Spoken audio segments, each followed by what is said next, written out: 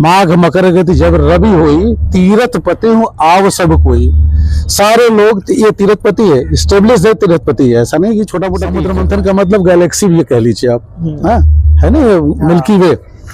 आप मंथन करो, चीजें मिलेंगी और उसको आप आगे, उस पे एक नाव पे मनु बैठते हैं और सब बकरी वकरी भेड़ वगैरह जो भी रख पाते हैं उस पे रख करके इसी पानी में, चाहे वो पुरोहित हो, प्रयागवाल वाला हो, चाहे बिजली वाला हो, चाहे यहाँ पर जो संरचनात्मक व्यवस्थाएं दी हैं वो हैं, सारे प्रबंधन को हल्का सा उनको। मैं प्रज्ञांश तिवारी और एक बार फिर से मैं आप सभी के साथ जुड़ चुका हूँ। महाकुंभ लग चुका है प्रयागराज में। 13 जनवरी से 26 फरवरी तक चलने वाले इस महाकुंभ में हजारों लोग के तादाद में लोग जुड़ रहे हैं। श्रद्धालु से लेके स्कूली शिक्षा संस्थान भी यहाँ पे आ रही है। इसी बीच सेक्टर 8 में मैं मौजूद हूँ, जहाँ पे नेहरू ग्राम भारती विश्वविद्यालय भी यहाँ पे मौजूद है। वहाँ से professor doctor Brajendra Mishra sir ji हमारे साथ है। हेलो सर जी।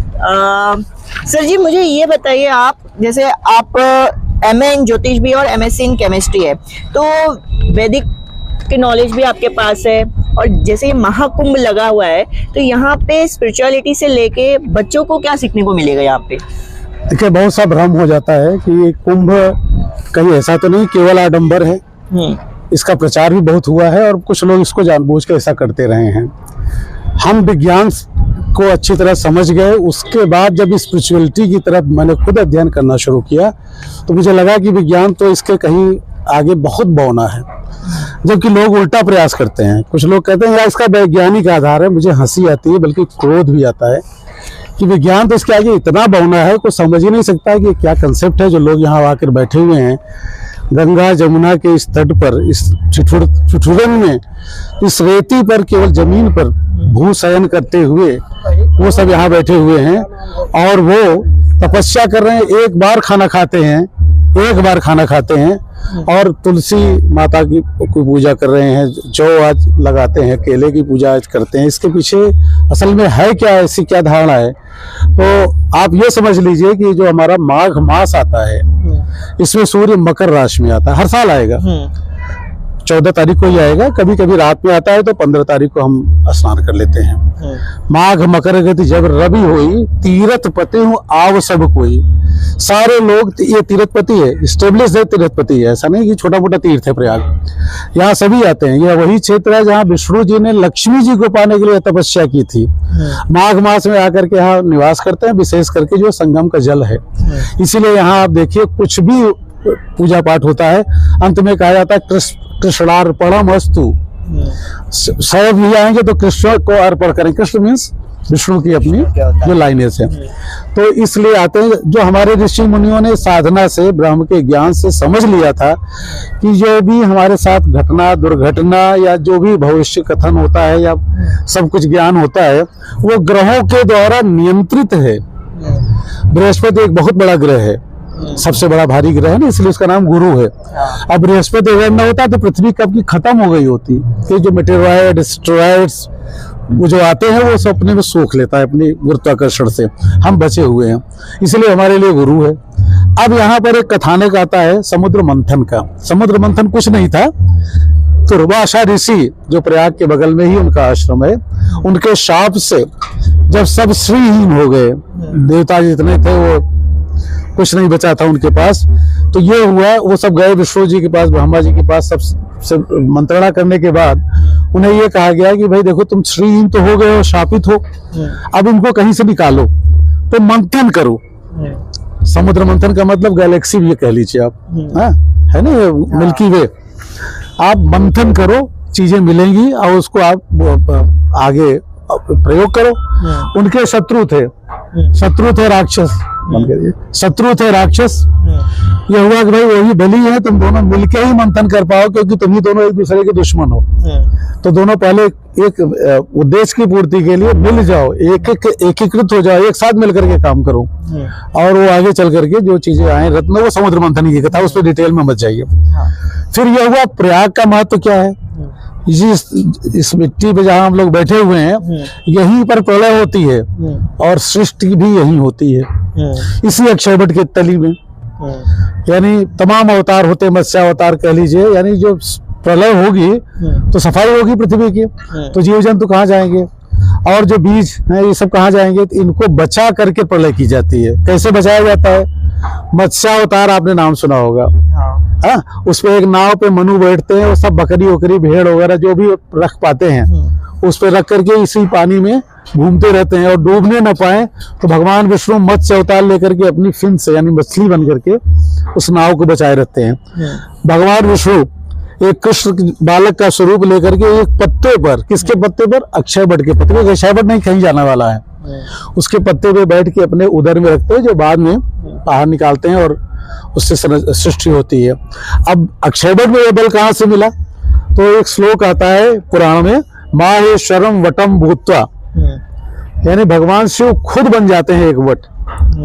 यानी आप देखिए विष्णु के पत्ते पर है, वो खुद वट हैं, और उन्हीं के सामने ब्रह्मा एक पैर पे खड़े होकर कहते हैं कि अब आदेश करिए कब हम शुद्धिकरण करके यहाँ पे सृष्टि रचना करें। तो ये महात्मा है, महात्मा है प्रयाग का। आज तक वो वट निरंतर बना हुआ है, अक्षय है, और इसी के तली पे हम यहाँ पर बात करते हैं। गंगा और यमुना को हम लोग इड़ा और पिंगला नाड़ियां कहते हैं, योगी कंसेप्ट है जब हम साधना करते हैं। और माँ सरस्वती विलुप्त है लेकिन लुप्त नहीं है। हाँ। वो तीसरी है। हाँ, इड़ा पिंगला और सुषुम्ना, वो ज्ञान की देवी है। हाँ। यहाँ सब बैठे ज्ञानी बैठे हुए, महाज्ञानी बैठे, आप पा नहीं सकते उनके पास ज्ञान कितना है। अब हमें अमृत कहाँ से मिलेगा? जब हम उनके पास बैठेंगे, बात करेंगे तो कुछ न कुछ ज्ञान आएगा हर दिशा में, हर विषय पर। हम जब अपने विश्वविद्यालय में ये चीज पढ़ा रहे हैं, हमारा विश्वविद्यालय ग्रामीण अंचल में, ग्रामीण नेहरू ग्राम भारती, ये 1962 में नेहरू जी की परिकल्पना थी। अच्छा। उन्होंने इसकी नींव रखी थी यहीं जहां हमारी विश्वविद्यालय है। हाँ। वहाँ ये विद्यालय बनाया गया। उस विद्यालय का प्रथम ध्येय है कि जो बेचारे गांव में रह रहे हैं, गरीब हैं, वंचित हैं, वो भी उच्च शिक्षा लें। आप दिल्ली में जाके बीजेएमसी कर रहे हैं, वो यहीं बैठ के बीजेएमसी कर रहे हैं, घर में बैठे हुए बेचारे। तो हमारा उद्देश्य पहली चीज तो यह है कि उनको ये शिक्षा देना। दूसरा, प्रयाग में भी हमको बुला रहे हैं, हर डिपार्टमेंट को बुलाते हैं, उनको समझाते हैं। यहाँ पर हमारे पास ज्योतिष का जो विभाग है, उसमें बच्चे एक प्रयोगशाला के रूप में यह क्षेत्र को प्रयोग करते हैं। और मैनेजमेंट वाले यहाँ आकर के क्राउड मैनेजमेंट सीख रहे हैं। वो आते हैं, देखते हैं कैसे क्राउड मैनेजमेंट हो रहा है। बाकी सब चीज जो सांस्कृतिक है उसका लाभ भी उठाते हैं। और हम यहाँ पर भूले भटके लोग जो आ गए, जिन वंचित हैं, जिनको कुछ जरूरत है अपने संसाधन के अनुरूप, चाहे भोजन हो, चाहे उनको कभी कभी वस्त्र हो, कभी उनको हम टिका भी लेते हैं। ये हमारे इस कैंप का महा उद्देश्य है। हमारे जो इसके फाउंडर चांसलर थे, अभी उन्हीं का फोन आ रहा था, आदरणीय जयंत मिश्र जी, वो IAS रहे हैं। अच्छा। और रेल मंत्रालय में उनका विशिष्ट स्थान था, और वो शुरू से ही इन सब तरह की सक्रियता में बढ़े रहे। एक समागम भी कंसेप्ट उन्होंने बढ़ाया है, जो हम समागम वर्ड यूज करते हैं। समागम का मतलब हम आपस में भाईचारा निभाएं, किसी से दुश्मनी झगड़ा न करें, कोई अज्ञानी हो करके वायलेंट हो गया है उसको संभालें। तो हम वो भी इसी संस्था के थ्रू कार्य करते हैं। ये हमारा इस क्षेत्र में यहाँ प्रवास करने का मुख्य उद्देश्य है। अच्छा सर, जैसे आपके एक यूनिवर्सिटी भी है, यूनिवर्सिटी से आप हैं, तो यूनिवर्सिटी में तो बहुत सारे स्टूडेंट्स होंगे, तो कितने मैक्सिमम आप स्टूडेंट्स यहाँ पे लाते हैं महाकुंभ में जो हम सीख सकते हैं? सारे स्टूडेंट्स को लाते हैं, अलग अलग डिपार्टमेंट्स की तरफ से आते हैं। जैसे अभी हमारे स्काउट्स वाले आ गए, जितने थे उसमें NSS वाले आ गए। उस दिन कौन सा कैंप था? हाँ, ये सब आ जाते हैं। जो बच्चियां यहाँ पे इन्वॉल्व हो रही हैं वो आ रही हैं। इसके बाद मैनेजमेंट को एक दिन बुलाएंगे, ले आओ, उनको हम लर्न कराएंगे कि कैसे चीजें मैनेज हुई हैं। चाहे वो पुरोहित हो, प्रयागवाल वाला हो, चाहे बिजली वाला हो, चाहे यहाँ पर जो संरचनात्मक व्यवस्थाएं दी हैं वो हैं, सारे प्रबंधन को हल्का सा उनको ज्ञान देते हैं। मार्केटिंग वाले भी इसमें हैं। अच्छा, प्रैक्टिकल नॉलेज जो चाहिए बच्चों को आज के जमाने में, वो आप यहाँ पे प्रोवाइड कर रहे हैं? यहाँ बुला के लेकर आते हैं, बुला करके उसको रिव्यू करा दे रहे हैं, एक प्रैक्टिकल टाइप की चीजें कर रहे हैं। जैसे देखो, ऐसे बाहर दुकानें लगी हुई हैं, बहुत से बच्चे दुकानदार आए, हमने कहा कि भाई हमारे पास फ्रंटेज खाली नहीं है, लेकिन वो अगल बगल आकर के उन्होंने लगाया और अच्छा खासा कमा रहे हैं। तो ये अपॉर्चुनिटी देता है। दूसरी चीज है कि सेवा का मौका मिलता है। एक छात्र है, वो किसी न किसी तरह सेवा कर सकता है। कोई आदमी इधर भटक रहा है, किधर भटक रहा है, ये सब चीज। ये है योगाचार्य हैं। हम यहाँ पर योग की कक्षाएं शुरू कर रहे हैं, बस 1-2 दिन के बाद से शुरू कर रहे हैं। अच्छा। वो बच्चों यहाँ नियमित फ्री रहेगा, कोई भी हमारे योगा क्लास में आकर के ज्वाइन करे और हमसे चीजों को पढ़ाए। ज्योतिष के विषय में भी बहुत से लोग अपनी कुंडलियां भी दिखाएंगे, वो भी हम यहाँ देखेंगे, उनको राय देंगे, या तुरंत नहीं दे पाएंगे, मान लीजिए भीड़ है तो उनको कह देंगे भाई इतने दिनों के बाद हमसे मिलो। तो ये सारे चीज हम प्रैक्टिकल करने के लिए यहाँ बैठ गए हैं। हमारी यूनिवर्सिटी वहाँ चली रही है, सब कुछ हो रहा है वहाँ।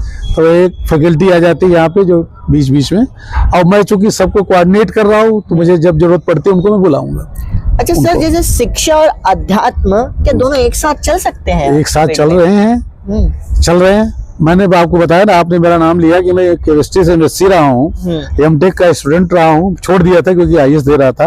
अच्छा। जिंदगी भर बैंकिंग की, उसके बाद मैं इसमें एमए ज्योतिष भी किया इग्नू से। यद्यप मैं कोई पढ़ने की जरूरत नहीं थी, मैं 40 साल की मेरी प्रैक्टिस है ज्योतिष की। अब अध्यात्म में बचता क्या है? अध्यात्म ये कहता है कि आप सवेरे उठिए, जब सूर्य की रश्मियां आ रही हैं 30 डिग्री तक, जब तक उनका मूवमेंट हुआ है 9 बजे तक, उस बीच में आप साधना करिए। उस समय अल्ट्रावायलेट रेज आती हैं, इंफ्रारेड नहीं होती। हाँ। अगर आप फिजिक्स पढ़ेंगे तो उसके बाद इंफ्रारेड आ रही है। इंफ्रारेड को समझाते हैं कि देखो ये अब सूर्य इधर आ गया, अब गर्मी दे रहा है, क्योंकि जब हम बिजली को वो करते हैं ना उसमें सोलर में, तो उस एंगल पे लगाते हैं, शाम को बंद होता है। तो हमारी जितनी भी संध्या वगैरह है उन सब में इसी तरह की व्यवस्थाएं हैं। उनको बताते हैं कि देखो बेटा अभी आप शुरुआत कर रहे हो, जब हमारे उम्र को आओगे, जब सब चीजें समझ जाओगे, तब समझोगे कि इसमें क्या है ज्ञान। तो आपका ये जो प्रश्न है ये कि एक भ्रम है। ये भ्रम ऐसा नहीं है, भ्रम फैलाया गया था हमें दबाने के लिए, हमारी संस्कृति को दबाने के लिए। हाँ, तो ये ज्ञान तो आई। अच्छा, दूसरी चीज है, सिंगर्स भी हैं, मूवी वाले भी हैं, तरह तरह के फैशन डिजाइनर्स भी हैं। हर क्षेत्र में आप जाइए, आपको जिसको जो सीखना है वो सीखिए। संस्कृत पढ़ाने वाले भी यहाँ पे हैं, वेद मंत्रों का उच्चारण करवाने वाले हैं, ग्रंथों के विषय में पढ़िए। हमारी जो संस्कृत आदि के जो लोग हैं वो आगे पढ़ते नहीं कि इसमें गीता में क्या है, फला क्या है, वो यहाँ लगे हुए हैं। लोग वहाँ प्रवचन दे रहे हैं, वो उनको सीख सकते हैं। बहुत सारी चीजें जो सीखना है आप सीखिए। अच्छा, महाकुंभ 2025 में आपका कोई, आपकी यूनिवर्सिटी का कोई योगदान है? कोई शिविर वगैरह या कोई प्रोग्राम आप लोग लगाने वाले हैं? नहीं, हम तो यही लगाएंगे, इसी में लगे हैं। हम कुछ बोलना चाहते हैं कि हमारे जो एनसीसी और स्काउट गाइड के बच्चे हैं, हाँ, वो लगे हुए हैं मेले में। अच्छा। जगह जगह जहाँ जैसे चौराहा है, हाँ, और आपका जैसे किसी को कोई कहीं समस्या हो रही तो बच्चे उनको बता रहे हैं, उनको ले आए। गंगा किनारे लगे हुए हैं, स्काउट गाइड की बच्चियां हैं, बच्चे हैं, महिलाओं को 100 बच्चियां ऐसे हैं जो काम कर रहे हैं यहाँ पे, वर्क कर रहे हैं यूनिवर्सिटी के माध्यम से। तो हम लोगों का ये है कि ये सेवा भाव भी लोग कर रहे हैं, यहाँ पे चल रहा है। अच्छा। तो इस उद्देश्य से भी हम लोग लगे हुए हैं, और यहाँ पे हम लोगों का ये मुख्य केंद्र बनाया गया है, जैसे बच्चे आ सकें, ग्राहक आ सकें, किसी कोई समस्या हो तो वो सारी चीजें जो है 2 मिनट बात कर सकते हैं। तो सर, जैसे कि आप बता रहे हैं कि स्काउट गाइड के बच्चे भी आए हैं और सब कैंपेन वगैरह भी करा रहे हैं। अभी सर मुझे बता रहे थे कि यज्ञ होने वाला है आपके शिविर में, क्या है वो यज्ञ का महत्व? यज्ञ का महत्व तो मैं, चलिए आपने पहले ही कह दिया होने वाला है। यज्ञ का मतलब ये होता है, यज्ञ होता ही क्यों है। अभी जो स्टडीज की गई, 2 महामारी आई ना बीच में, एक तो कोरोना आया था 2 बार। हाँ, कोरोना आया, जरा इनको गाइड कर दिया, उधर से जाकर गाइड कर दिया। कोरोना आया, इसके पहले प्लेग आया था, बहुत पहले। हम लोग बचपन में बताते थे बुजुर्ग कि प्लेग आता था। जहां जहां हवन कुंड थे, जहां हवन हुआ करता था, उसके कम से कम 1 किलोमीटर के दायरे में वो जो बैक्टीरिया थे, वायरसेस थे, वो आए ही नहीं। मतलब उसका वो इफेक्ट आया, वो रिजल्ट परिणामात्मक आया। हमारे तो ऋषि मुनि पहले से ही जानते हैं। अगर हम इस अग्नि में हवन कर रहे हैं तो, अच्छा आप सिंपल समझना चाह रहे हो, कितनी तरह की मेडिसिन होती हैं। एक मेडिसिन ऐसी होती है जो हम खाते हैं, एक मेडिसिन ऐसी होती है जो हम जल के साथ पीते हैं, और कुछ भाप भी लेते हैं ना आप। हाँ, तो ये जो सब कुछ है वेपराइज कर देते हैं उन चीजों को, स्मॉल बहुत छोटे छोटे पार्ट्स में, जो हमारे बॉडी को चारों तरफ से घेर लेती है और एनवायरनमेंट को भी परिशुद्ध कर देती है। हम अपने कॉलोनी में अगर एक बार हवन करते हैं, खासकर जब नवरात्रि आती है, तो पूरा एक लेन शुद्ध हो जाती है, इतनी बढ़िया हो आती है। तो ये तो आपको समझने के लिए मैं बता रहा हूँ। और जो हमारे छात्र हैं जो समझते हैं कि इससे हमें ऊपर तक जब जाता है उन सब चीजों का, तो जिनको हम बुला रहे हैं, जो हमारी अदृश्य शक्तियां हैं, जो पावर हैं, जो हमें गाइड कर रही हैं, कंट्रोल कर रही हैं, उनके साथ एट्यूनमेंट होता है, लेकिन उसकी सिद्धि के लिए बहुत यज्ञ करने की जरूरत पड़ेगी। छोटे छोटे यज्ञ से नहीं होगा। छोटे छोटे यज्ञ से तो हम ज्योतिष में तो ग्रह शांति कर लेते हैं। कोई ऐसा रोग है जो हमारे ब्रेन से कहीं से कंट्रोल हो रहा है, तो वाइब्रेशंस करा के उस ब्रेन के उस पॉइंट को वाइब्रेशन, जैसे देखते नहीं आप पुल पर कदम ताल करने की मनाही है। क्यों मनाही है? पुल बहुत बड़ा है, 10 लोग कदम ताल करेंगे, लेकिन उन ताल अगर रिथ में आ गया वो पुल टूट जाएगा और वो भी नाचने लगेगा ना, वाइब्रेट करने लगेगा। तो इसी तरह से ये वाइब्रेशन से हमारे जो सिद्ध हैं वो सारी बात बताते नहीं है। जब हम उनकी बहुत सेवा करेंगे वो हमें समझेंगे कि मैं सचमुच ज्ञान लेने आया हूँ, कहीं ऐसा तो नहीं कि उनका मजाक करने आया हूँ, तब जा करके एक छोटा सा ज्ञान देते हैं हमको। ये इस महाकुंभ का यही महात्मा है। पहले क्या होता था, बाघ में तो हर साल आते थे लोग, सब आते थे, तपस्या करते थे, पूजा करते थे, कल्पवास करते थे, चले जाते थे। 12वें साल जो शोध हुई रहती थी 12 वर्ष में, उसका यहाँ पे एडिटिंग होती थी। आज भरद्वाज जयंती है, महर्षि भरद्वाज का ही आश्रम है। वो सबसे पहले और सबसे बड़े कुलपति थे। भगवान राम भी आते उनके आश्रम में। एडिट किया जाता था तो पुराण बनते थे। ये हर 12 साल पे इनका एक क्रिएशन होता था, लॉन्चिंग होती थी। ये सब क्षेत्र, विशेषकर प्रयाग क्षेत्र, उसके लिए प्रशस्त रहा है। अच्छा, जैसे बाहर की कंट्रीज से भी बहुत से लोग आ रहे हैं, 22 एम्बेसडर आ रहे हैं हमारे पास। तो जैसे उनकी बाहर पूरी लिस्ट है, सुनिए। ईरान का आ रहा है, उसमें चेकोस्लोवाकिया का आ रहा है, इंडोनेशिया का आ रहा है, हाँ? यूक्रेन तो पिछली बार कहे था, लग रहा नहीं आ पाएंगे। 22 हैं, वो हमारे इस कैंप में आएंगे। अच्छा। वो हमसे तरह तरह के प्रश्न पूछेंगे, वो समझना चाहेंगे कुंभ क्या है। उनके लिए पूरी डॉक्यूमेंट्री बना रहा हूँ। अच्छा, पूरी प्रेजेंटेशन बना रहा हूँ उनके लिए, क्या क्या उनको दिखाना है, क्या क्या बताना है, क्या क्या समझाना है। अब सहयोग ये है कि जिस दिन आ रहे हैं भीड़ बहुत रहेगी, देखिए कहाँ कहाँ वो चल पाते हैं। अच्छा। ये बहुत बड़ा योगदान है। हम जोड़ेंगे अपने इस कल्चर को बहुत से विदेशियों से, क्योंकि प्रशासन भी हमसे कहता है कि चूंकि आप इसमें एक्सपर्ट हैं, हम एक्सपर्ट नहीं हैं। अगर उनकी क्वेरीज को जवाब देना है तो हमारे पास, मैं 2001 से काम कर रहा हूँ। 2001 यानी आज से 24 साल पहले मुझे इसलिए बुलाया गया था मीडिया सेंटर पे। वो पूछते थे वेयर इज नेक्टर, कहाँ है, तो ये सब बता ही नहीं पाते थे। पंडित और नहीं बता पाएंगे, पढ़े लिखे लोग भी ज्यादातर हिंदी मीडियम संस्कृत वाले नहीं बता सकते थे, और हिंदी संस्कृत के अलावा कोई इसमें घुसा नहीं था। मैं ही उनको एमपीबीएस पर्सन था, जो साइंस भी जानता था, आध्यात्मिक भी जानता था, हिंदी भी जानता था, अंग्रेजी भी जानता, संस्कृत भी बोल या समझ सकता था, कर सकता था, तो मुझे पकड़ ले जाता। अभी भी मीडिया में हमारा ये पड़ा हुआ है, इसमें 5 जगह, और मेरे चैनल्स पे, यूट्यूब तो मैंने बंद कर दिया क्योंकि वो टाइम ही नहीं है, तो इसे पकड़ ले जाते हैं। तो ये हम लोगों का कंट्रीब्यूशन है, क्योंकि ये माना जाता है कि यूनिवर्सिटीज में ही लोग बैठते हैं जो रिसर्च करते रहते हैं, शोध करते रहते हैं। अच्छा सर, जैसे बाहर के कंट्री से आ भी रहे हैं, तो भारतीय शिक्षा प्रणाली जो हमारी पहले चलती थी, नालंदा यूनिवर्सिटी सबसे पहली यूनिवर्सिटी मानी जाती है, और बाहर के कंट्री से लोग आते थे, तो सबसे पहली यूनिवर्सिटी ऐसी है जिसका थोड़ा प्रमाण मिला है, क्योंकि उन्होंने कुछ बना रखा थी, संरचना है। ठीक है, हमारे तो गुरुकुल जंगल में हुआ करते थे, और कितने गुरुकुल थे, कब गुरुकुल, नालंदा तो अभी का है ना। भगवान कृष्ण भी पढ़ने गए थे, राम भी पढ़ने गए थे। दिक्कत ये है ना कि हमने कोई ऐसा लोहे का औचित्य बनाया नहीं था कि आप खुदाई करो तो पाओ। हम तो जो आंख से दिखाई पड़ता है उतने के ही गुलाम है, उसके बाहर नहीं जा सकते। अच्छा सर, तो अब मैं आपको बात जवाब दे रहा हूँ। चलिए ठीक है, हमारी जो परंपरा थी, अभी आपने जो न्यू एजुकेशन पॉलिसी कह लीजिए, या नेशनल एजुकेशन पॉलिसी 2020 में जो आई है, उसमें ये सारे सब्जेक्ट पढ़ाए जा रहे हैं एनईपी में।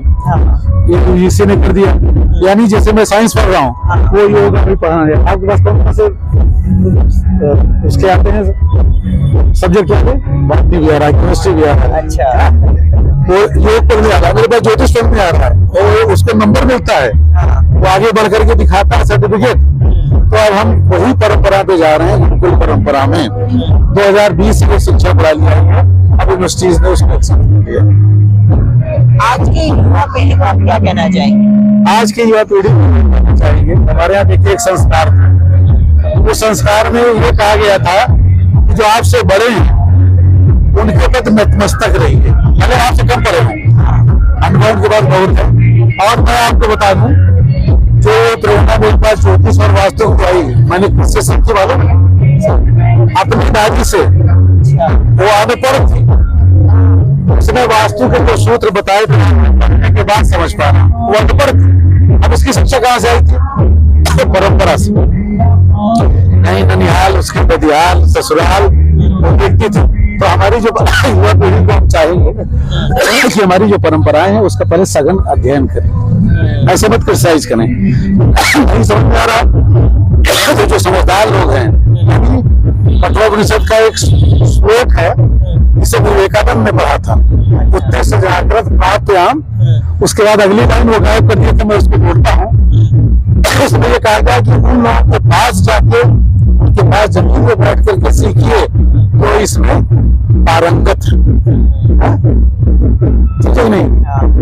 तो युवा पीढ़ी को यही कहूंगा कि हमारी जो संस्कृति है, हम उसमें किसी धर्म की बात नहीं कर रहे हैं, हमारी संस्कृति है, संस्कार है, उससे सीखने की कोशिश की। वो बने क्यों इतने दिनों तक क्यों चलते आए हैं, आज तक खत्म क्यों नहीं हो गए? खत्म हो जाते ना, ये कुंभ हमारा चौपट हो जाता। एक सरकार आई थी जो उसको मानती नहीं थी, अंग्रेज आए थे वो भी नहीं हटा पाए, मुसलमान थे वो, उनसे भी लड़ करके लोगों ने नुकसान हुआ, हमारे किले टूटे, मंदिर टूटे, सब कुछ टूटा, लेकिन ये परंपरा बनी क्यों है? ये आज पहले हमें देखता था बचपन में, बेचारे गांव से गठरी मटरी लेकर के आते थे, कलवास करते थे और इसी तरह पुलाव लेकर के आते थे, बनाते थे। आज मैं देख रहा हूँ अगल बगल जो बच्चे, आजकल के मॉडर्न बच्चे, मॉडर्न सोसाइटी वो कलवास कर रहे हैं, क्योंकि उन्होंने सीख लिया। यही मैं कहूंगा आप युवा पीढ़ी से कि पहले ठीक है आप आजीविका के लिए कुछ भी पढ़ लो, लेकिन संस्कृत को भी समझते रहो, क्योंकि अंत में हमारी उम्र में आने पे संस्कृत समझ में आ जाएगी, तो पहले समझ लो तो ज्यादा अच्छा है। सर बहुत बहुत धन्यवाद सर जी आपका। तो देखिए, जैसे आप अगर महाकुंभ में आ रहे हैं तो सेक्टर 8 में नेहरू ग्राम भारती विश्वविद्यालय का कैंप भी लगा है। अगर आप योग सीखना चाहते हैं या वैदिक का नॉलेज लेना चाहते हैं तो यहाँ पे आ सकते हैं।